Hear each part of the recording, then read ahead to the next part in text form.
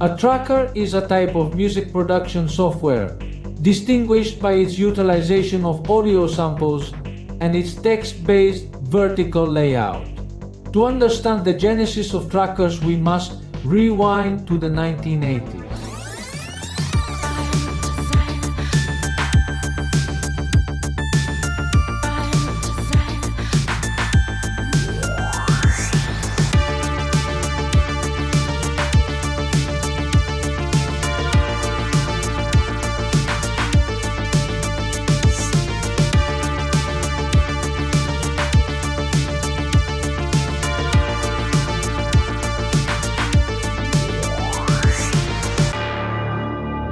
During this era, home computers surged in popularity, and multimedia software, including video games, became ubiquitous. But how did this software handle audio? At that time, storage media lacked the capacity to store fully rendered music files. For instance, an average floppy disk could only hold about 1.5 megabytes of data. A prevalent solution was the use of MIDI files, sequences of notes devoid of audio, which were sent to the PC's sound card or a MIDI-capable synthesizer. Although MIDI files were space efficient, the absence of a standardized method for playback resulted in significant variations in sound output across different hardware configurations. This disparity meant that a piece of music might sound dramatically different or even unlistenable on different systems.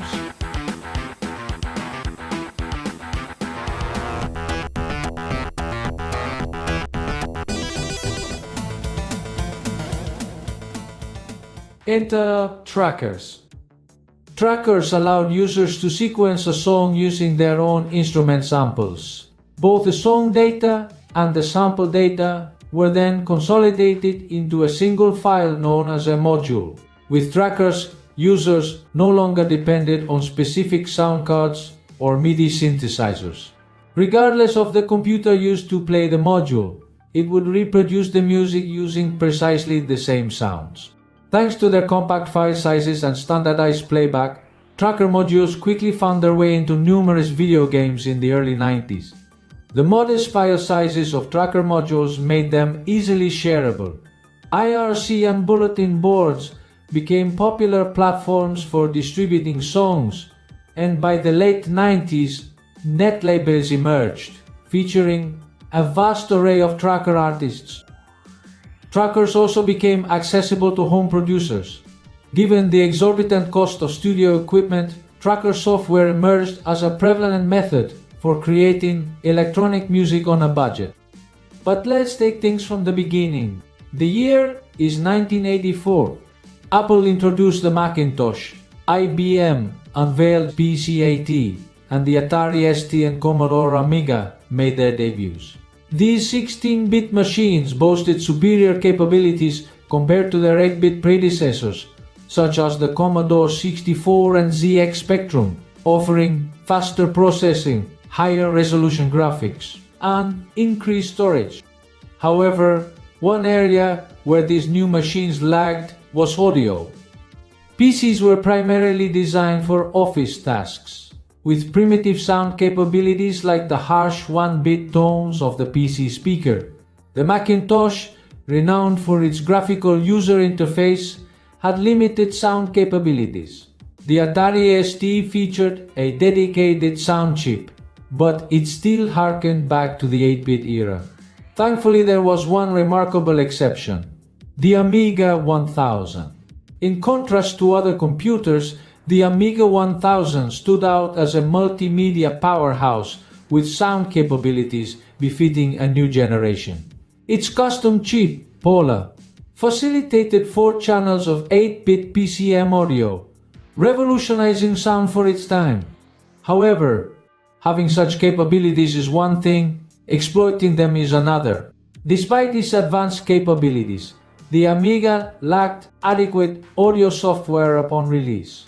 While Commodore had plans for a music application called MusicCraft, it never materialized.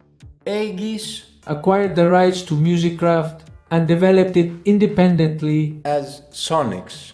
released in 1986. At some point in 1986, a German programmer and computer musician named Karsten Obarski acquired an Amiga 1000.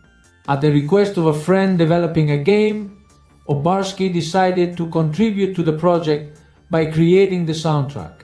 Aside from the soundtracker itself, he had the idea to create an entire music-making software. By mid-1987, he had completed the initial version of his music software, which he named the Ultimate Soundtracker, the pioneering tracker of its kind.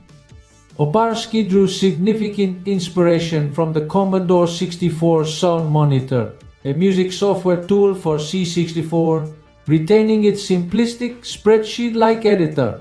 With his new program, he composed soundtracks for several games.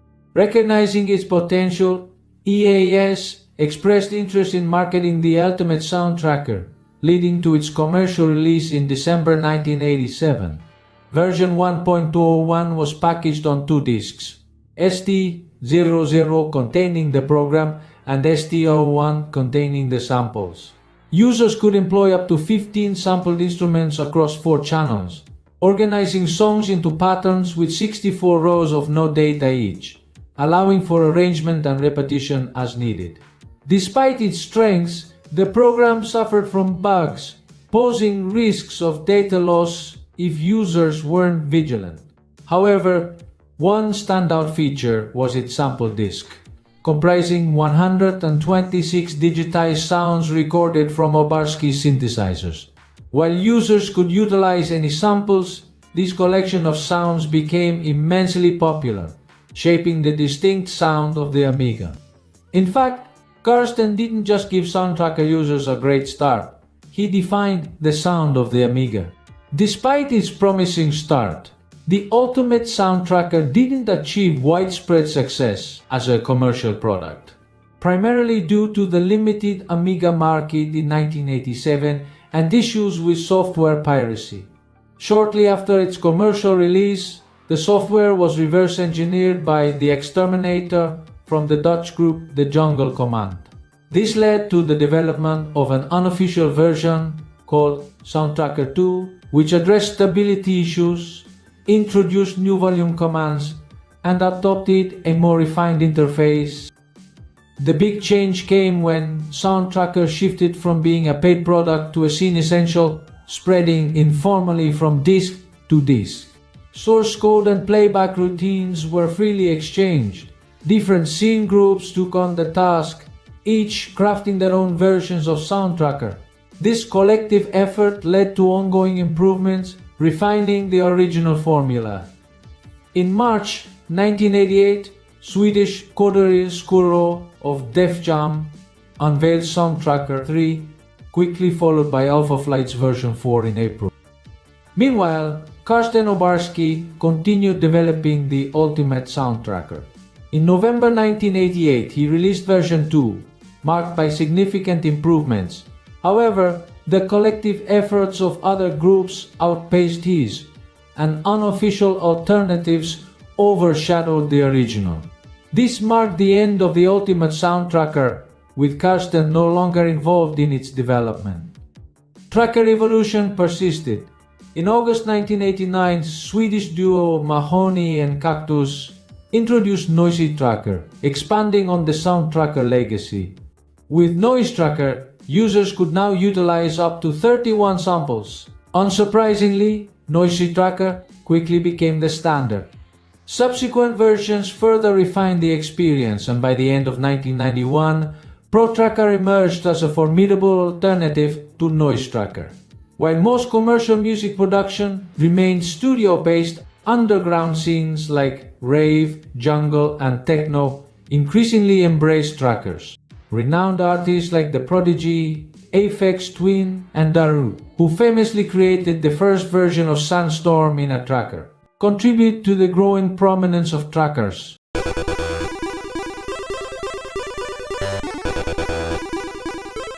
As later Amigas boasted more powerful CPUs, software mixing and more than 8 channels became feasible. By the mid-90s, With Commodore's bankruptcy and the inevitable decline of the Amiga, trackers persevered, albeit transitioning to the PC. In the early days of Soundtracker's release, when the Amiga was on the cusp of realizing its potential, PC audio was notably lacking in sophistication. The majority of PCs lacked sound cards, subjecting users to the primitive 1-bit bleeps of the PC speaker. Originally intended for basic program notifications, such as error beeps, the speaker's audio quality was far from satisfactory. Attempts to channel game audio through it yielded unsightly results. Recognizing the need for dedicated sound hardware, manufacturers introduced solutions like the Creative Music System, the Adlib Music Synthesizer card, and the costly Gravis Ultrasound. These cards functioned as synthesizers tailored for MIDI music playback. While offering ample polyphony, their fixed instrument banks necessitated a different approach compared to sample-based music. Consequently, MIDI music varied significantly based on the sound card used, making it challenging for composers to control the final output. In 1990, Finnish coder Sami Tamileto addressed this limitation with Scream Tracker. Though early versions were rudimentary, running in DOS text mode and driven solely by the keyboard, they marked a significant step forward.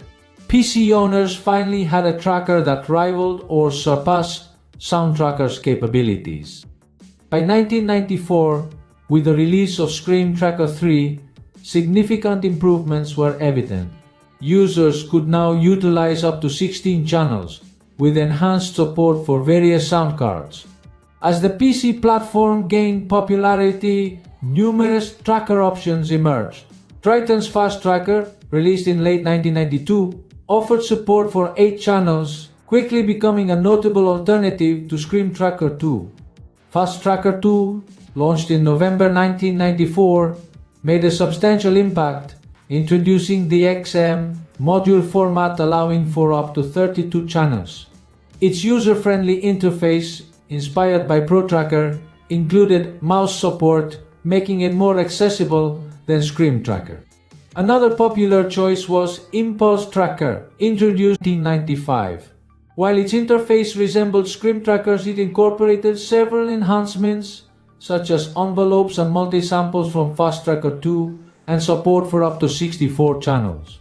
With options like DOTI, XM, and S3M modules, users now had 3 highly capable trackers to choose from, leading to impressive musical compositions surpassing the Amiga's 4-channel limitation.